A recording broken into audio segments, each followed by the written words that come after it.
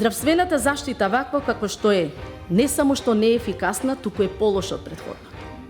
Сега во казнено-поправните установи се упатуваат вработени од јавните здравствени установи, без каква било обука, поради што имаме рутински прегледи и оправдано сомневање на осудените и притворените лица во ефикасноста на дадената услуга и терапија.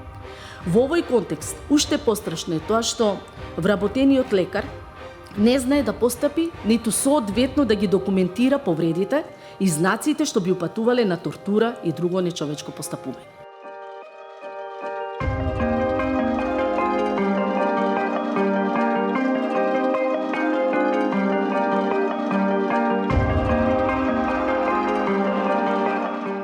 Нашите согледувања се дека ресоциализација фактички не постои.